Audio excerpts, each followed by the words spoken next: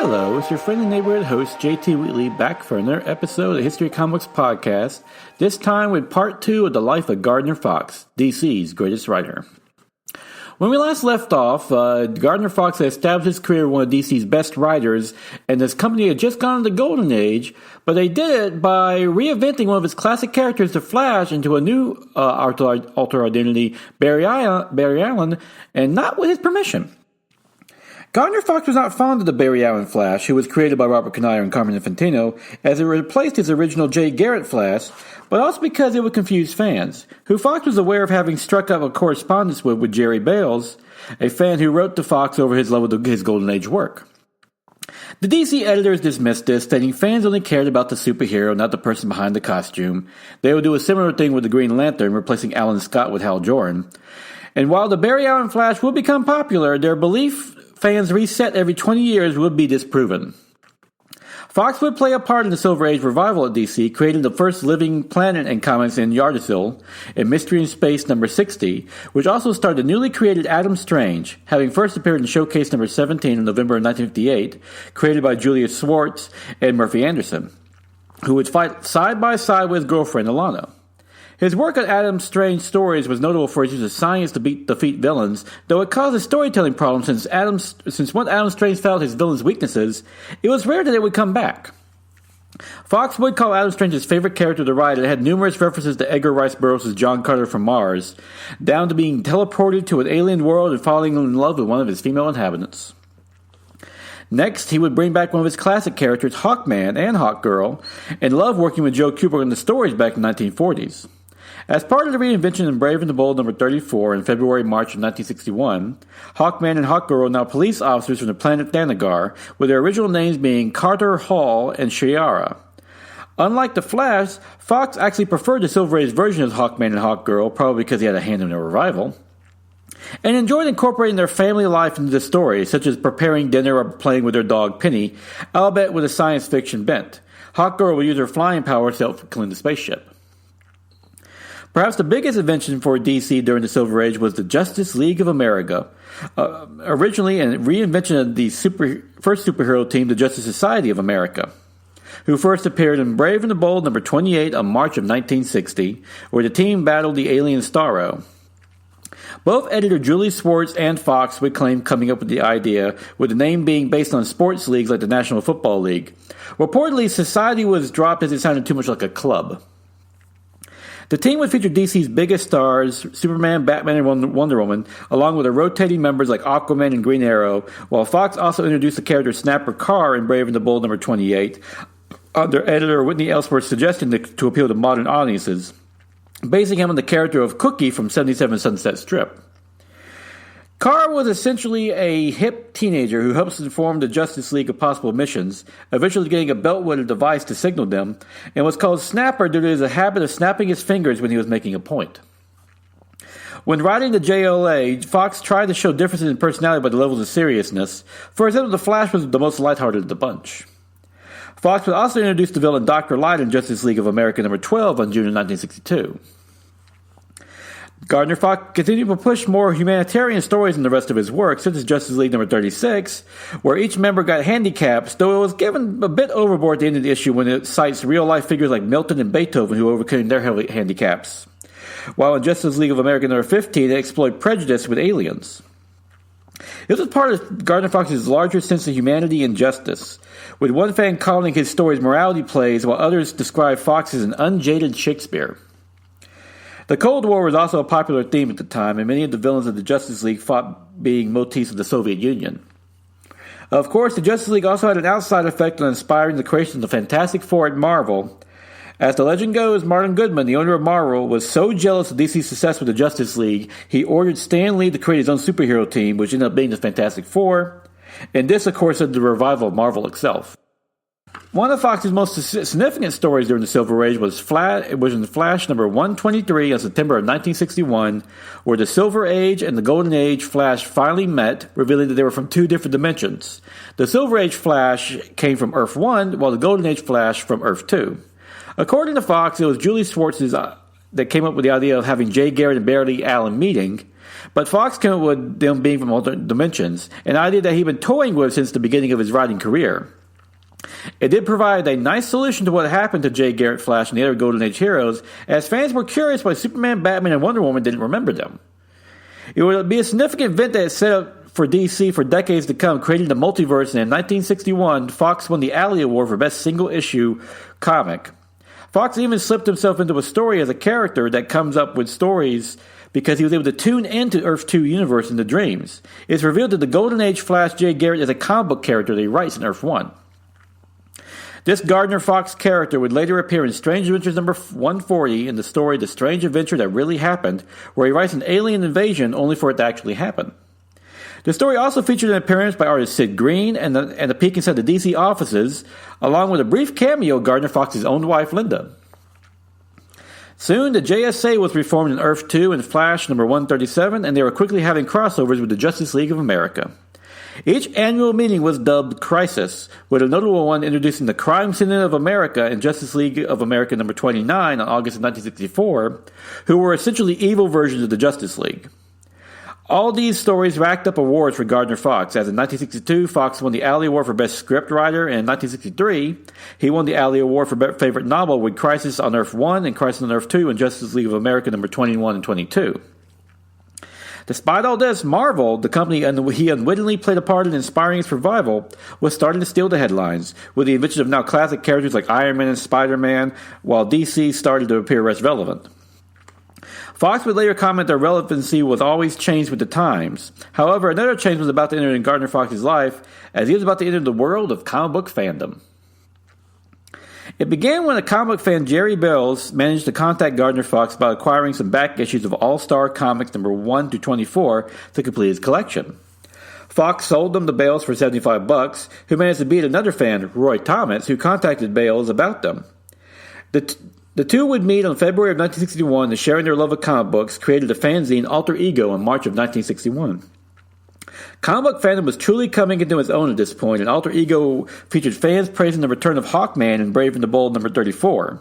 However, they quickly turned on it when Murphy Anderson was used as the artist over Joe Kubert, as they much preferred the latter's style. Through the magazine, the Alley Awards was also invented in 1961 with the Academy of Comic Book Arts and Sciences, which Jerry Bales also founded, of which Fox would win many.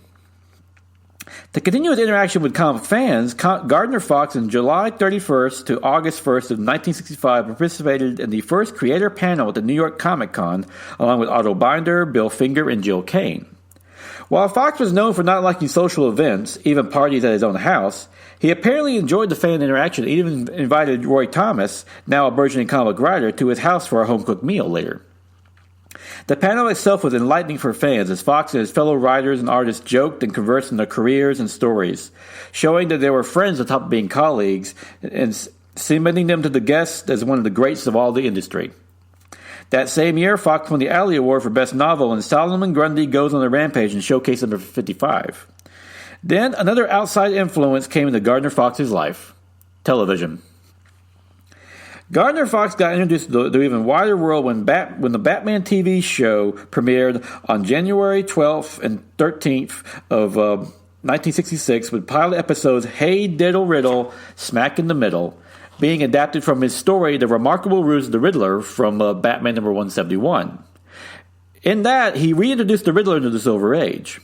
Gardner Fox wasn't credited for the story in the TV show, and in truth, was probably glad he wasn't, as he hated the campy style, especially when he was ordered by the DC editors to mimic it in his comic stories. Such as in Batman number 190, the Penguin takes a flyer into the future. Fox would later state that was one of the worst stories he ever wrote. The influence did bring some positive events to Batman and Fox, as by the third season when the ratings started to plummet, the producer William Dozer requested DC create a female hero in the comics for the show to adapt. With artist Carmen Infantino and editor Julie Swartz, Gardner Fox created a new Batgirl. A previous one, Betty Kane, was originally the younger sister of Kate Kane, Batwoman, who had appeared back in Batman number 139. Appearing in the Detective Comics number 359 on January of 1961, this Batgirl, and the one we know today, is Barbara Gordon, the daughter of Commissioner Jim Gordon, an idea Swartz came up with. Of note, Barbara Gordon is a librarian and a superb researcher, sometimes even solving mysteries that confound even Batman and Robin, and was a tribute to his Gardner Fox's sister Kay, who recently won an outstanding library achievement in 1961. Plus, Batgirl would use her femininity as a strength, often using her attractive features to distract criminals before knocking them out, and was a big jump from Wonder Woman being a secretary in the JSA. Of course, this was the 1960s now and times had changed. For the Batman TV show, Batgirl Barbara Gordon would be played by Yvonne Craig, and while she should inject some energy into the show, along with a few boyhood crushes along the way, it wasn't enough to stop its cancellation after its third season. That aside, the character of Batgirl Barbara Gordon remains a fixture in comic books and the Batman in particular, and all adaptations ever since. Gardner Fox continued to provide significant work on Batman during this time, reviving the Scarecrow in Batman number 189 in February 1967, along with creating villains Cluemaster and Blockbuster with artist Carmen Infantino in Detective Comics number 351 of May of 1966, and Detective Comics number 345 on November of 1965, respectively. Gardner Fox also continued creating dynamic female characters along with Zatanna, the daughter of Satara, the original magician superhero he wrote back in the Golden Age, with Murphy Anderson in Hawkman number 44, kicking off a storyline that she searched for her father that spread over 2 years in multiple titles. Along the way, she interacted with the likes of the Atom, Batman, and the Elongated Man. Editor Julie Swartz had additional fun with his storyline, releasing each issue randomly so that readers would be put in the place of the heroes, never knowing when Zatanna was going to pop up, marking the first ever multi-title crossover event. Gardner Fox also wrote Sapphire, making her more prominent in the Green Lantern, whose writing duties he shared with John Broome. Meanwhile, his fame was spreading overseas as his literary agent, Alex Lingner, got his books translated for the publication in Norway, Germany, and France, and in 1967, the Gardner Fox collection was donated to the University of Oregon. This would be fortunate, as Gardner Fox's time at DC would soon come to an end when he tried to form a union with Bill Finger, Arnold Drake, Francis Heron, and Otto Binder, wanting insurance, future pay, and pensions, spurred on when they learned that some writers and artists got DC got paid more than others. This became known as the writer's strike, and they did manage to get a pay raise, but were slowly had their regular assignments given to someone else. By 1968, Fox was pushed out of DC, having no longer being allowed to work with Julie Swartz, but instead the notorious taskmaster Mort Weisinger. Though Carmen Infantino was editorial director by this point, Fox had held no ill will against him, understanding it was actually the DC president Jack Leibowitz who likely mandated this move, and still calls Infantino one of his favorite artists he ever worked with. By Christmas of 1968, Gardner Fox suffered a stroke, which his family blamed on the stress from his work. His years of constantly smoking cigars didn't help either, but thankfully he would fully recover. Nevertheless, when Fox and the rest of the writers from the writers' strike were forced out, it was considered the end of the Silver Age, at least for DC. Others attribute it to Jack Kirby going to DC and Mort Weisinger retiring in 1970. But of course, that's always up for debate. The whole event left a bitter pill for Gardner Fox. It didn't help his mother had died in the previous year on February 3rd of 1967, and when Fox attended the 1971 New York Comic Art Convention, he told young writers they shouldn't go into comic books, despite the honors he actually received at that event.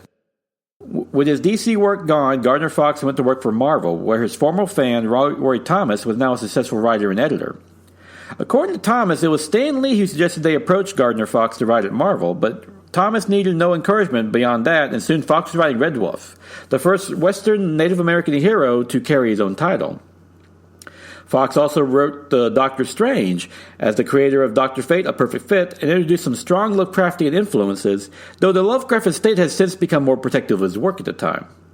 Thankfully, Marvel was able to work around it thanks to having purchased the rights to Conan creator Robert E. Howard's works, who was a contemporary of H.P. Lovecraft and similar in style.